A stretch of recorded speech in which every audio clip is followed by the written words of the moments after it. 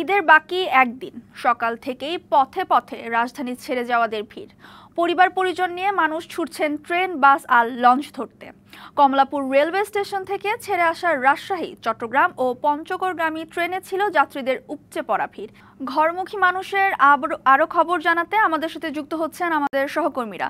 প্রথমে আমরা যাব রাজধানীর কমলাপুর রেল স্টেশন থেকে। যুক্ত হচ্ছেন আমাদের সহকর্মী বিজন কুমার দাস, তার সাথে।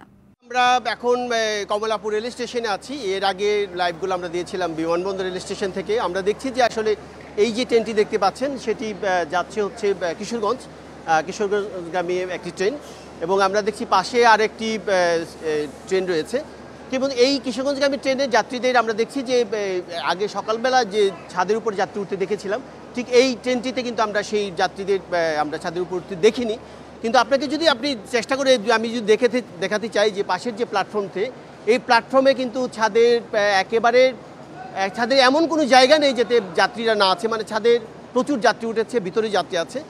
এখানেও ছাদ ছাড়া মোটামুটি যাত্রী স্বাচ্ছন্দ্যে যাচ্ছে। আমি কর্তৃপক্ষের সাথে জানতে চেয়েছিলাম, তারা বলছেন যে আসলে মাত্র কয়েকটি ট্রেন, হয়তো আধা ঘন্টা বা তার কিছুটা বেশি বিলম্ব হয়েছে। এটি খুব একটা বিলম্বের মধ্যে পড়ে না, তার কারণে এছাড়া তার স্বাচ্ছন্দ্যে কিন্তু যাতায়াত করতে পারছেন। আমরা দেখছি যে প্রতি প্রায় 10 মিনিট 15 মিনিট পর পরে কিন্তু বিভিন্ন গন্তব্যে ট্রেনগুলো ছেড়ে যাচ্ছে, এবং যাত্রীরা তাদের গন্তব্যে যাওয়ার জন্য তারা স্টেশনে ভিড় করছেন। কিন্তু বিমানবন্দর স্টেশনে যতটা আমরা ভিড় দেখেছিলাম, যেহেতু একটিমাত্র প্ল্যাটফর্ম, কমলাপুরে একটু ভিন্ন চিত্র, যেহেতু এখানে অনেকগুলো প্ল্যাটফর্ম, প্রায় 8টার মতো প্ল্যাটফর্ম আছে, যার কারণে চাপটা মোটামুটি কম। কিন্তু সময় যতই গড়াচ্ছে আমরা দেখছি যে যাত্রীরা আসলে তাদের কাঙ্ক্ষিত গন্তব্যে যাওয়ার জন্য তারা এখানে আসছেন। এছাড়া নিরাপত্তা ব্যবস্থা আমরা আগে জানিয়েছিলাম যে কয়েক স্তরের নিরাপত্তা ব্যবস্থা জোরদার করা হয়েছে। বিশেষ করে টিকিট ছাড়া যেসব যাত্রীরা আছেন তারা কিন্তু ভিতরে প্রবেশ করতে পারছেন না, এটি খুব কড়াকড়ি রয়েছে। আর আমরা কি দেখছি যে আসলে আমাদেরকে আগে জানিয়েছিল যে রেল কর্তৃপক্ষ যে ঈদ উপলক্ষে যাত্রী স্ট্যান্ডিং তারা 25 ভাগ টিকিট তারা স্ট্যান্ডিং টিকিট ছাড়বে, সেটি আমরা ছাড়তে দেখেছি, কিন্তু কাউন্টার থেকে নয়। কাউন্টারের বাইরে তাদের কর্তৃপক্ষ কিছু তারা অটো মেশিনে তারা অধিক সংখ্যক মানুষকে যেন টিকিট দিতে পারে সে যাত্রী দিচ্ছেন, কিন্তু অন্য সময় যে ভাড়াটা থাকে তার থেকে কিছু বাড়তি ভাড়া নেওয়া হচ্ছে। কিন্তু কেন নেওয়া হচ্ছে বাড়তি ভাড়া ট্রেনের, সেটি তারা কোনো সদুত্তর আমাদের দিতে পারেনি। এই অভিযোগটি কিছু যাত্রী আমাদের করছিলেন। তারা বলছিলেন যে আসলে কিছু শৃঙ্খলার কথা কেমন জানিয়েছেন, বিশৃঙ্খলার কথা বলছেন, যে আসলে তারা এত কষ্ট করে তারা টিকিট কেটেছেন, কিন্তু তারা যাওয়ার সময় যে যাত্রীর চাপ বেশি, সুতরাং ট্রেনের ভিতরে একটু গাদাগাদি করে তাদের বসতে হচ্ছে। বিশেষ করে যাদের শিশু বাচ্চারা হচ্ছে তারা কিছুটা কষ্ট স্বীকার করছেন। তারপরে বলছেন যে যেহেতু তারা তাদের গন্তব্য, তাদের সেই স্বজনদের সাথে ঈদ করবে, সে খুশির ঈদ, স্বজনদের সাথে মিলেমিশে ঈদ করবে, সেই কারণে কষ্ট তাদের যতই হোক, কিন্তু তারা যখন গন্তব্যে পৌঁছবেন এবং স্বজনদের কাছে তারা যেতে পারবেন, তখন সেই তাদের কষ্ট তারা সব ভুলে যাবেন। তো সেই সুন্দর একটি ঈদযাত্রা নিয়েই তারা বাড়ি ফিরছেন, এই কথাটি আমাদেরকে জানিয়েছেন। তো আপাতত কমলাপুর থেকে এই ছিল আমার কাছে এখানকার সবশেষ খবর। ধন্যবাদ বিজন আমাদের সাথে যুক্ত হওয়ার জন্য। অপরদিকে উত্তরাঞ্চলের মানুষের ঈদযাত্রার খবর জানাতে রাজধানীর মহাখালী বাস টার্মিনালে আছেন আমাদের সহকর্মী রেদনুল হক। সরাসরি চলে যাচ্ছি তার কাছে। 25 বছরের ওয়ারেন্টিযুক্ত দীর্ঘস্থায়ী দরজা প্রোটেক্টর, আধুনিক ও মজবুত দরজা। আপনি যেমনটি বলছিলেন যে আসলে ভোগান্তি আছে কিনা, আমরা যেটি দেখেছি যে এখানে বাস আসলে নির্ধারিত সময়ে ছেড়ে যাচ্ছে না, কারণ যারা আগে টিকিট কেটেছেন তারা এখানে এসে অপেক্ষা করছেন দীর্ঘ সময় ধরে, কিন্তু নির্ধারিত সময়ে বাস আসেনি।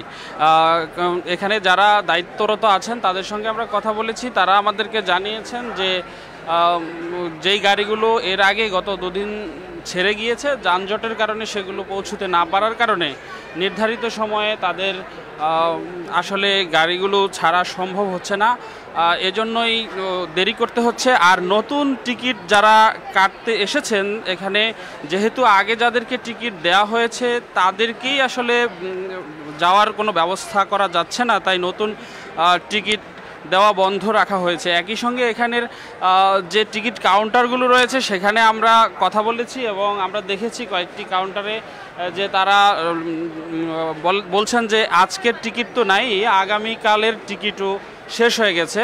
অর্থাৎ এখন যারা আসছেন এখানে তাদেরকে যেতে হলে লোকাল বাসে যেতে হবে। আমরা বাইরে আমরা এখন আছি মহাখালী বাস টার্মিনালের ভেতরের অংশে, বাইরের অংশেও আমরা গিয়েছিলাম, সেখানে আমরা দেখেছি যে লোকাল বাসেরও তেমন কোনো ব্যবস্থাপনা নেই। সে বাসের তীব্র সংকটের কারণে মানুষ দীর্ঘ লাইনে দাঁড়িয়ে আছে, অনেকে অনেক সময় ধরে দাঁড়িয়ে থাকার কারণে অনেক গরমে কষ্টে আছেন নারী শিশুরা।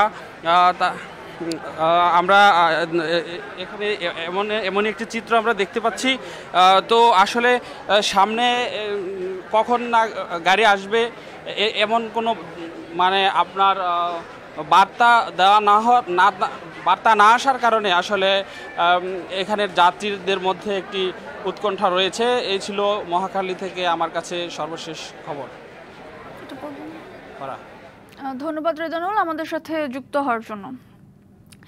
ঈদের ছুটির প্রথম দিনেও সাভারের সড়ক মহাসড়কে রয়েছে যানবাহনের চাপ। সেখানকার পরিস্থিতি জানাতে যুক্ত হচ্ছেন সহকর্মী শফি মাহমুদ।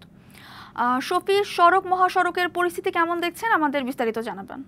সাভারের এই শিল্পাঞ্চলে গতকালকে থেকেই কিন্তু পোশাক কারখানাগুলো ছুটি হওয়া শুরু হয়েছে। আমাদের কাছে যে তথ্য রয়েছে শিল্প পুলিশের মাধ্যমে যে গতকালই এই অঞ্চলের প্রায় 60% কারখানা ছুটি দেওয়া হয়েছিল, যে কারণে কিন্তু আমরা গতকাল দুপুরের পর থেকেই এই অঞ্চলটিতে আসলে যানবাহন এবং যাত্রীদের চাপ দেখতে পেয়েছি।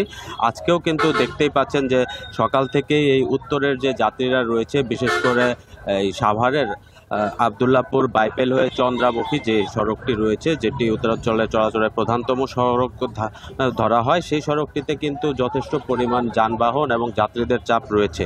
এবং এই সড়কটি নিয়ে কিন্তু বরাবরই একটি ভোগান্তির আশঙ্কা রয়েছিল প্রশাসনের কাছে, যাত্রীদের কাছে, পরিবহন সংশ্লিষ্টদের কাছে, যেটি হচ্ছে যেহেতু আশুলিয়ার উপর দিয়ে এলিভেটেড এক্সপ্রেসওয়ের কাজ চলছে, সেখানে সংকীর্ণ সড়ক রয়েছে, সড়কের বেশ কিছু অংশে খানাখন্দও রয়েছে। এই বিষয়গুলি নিয়ে কিন্তু প্রশাসন শুরু থেকেই তৎপর ছিল এবং আমরা গত 2 দিন ধরেই দেখতে পেয়েছি, বিশেষ করে এই বাইপেল পয়েন্টে পুলিশের পাশাপাশি কিন্তু সেনা সদস্যরাও কাজ করছে।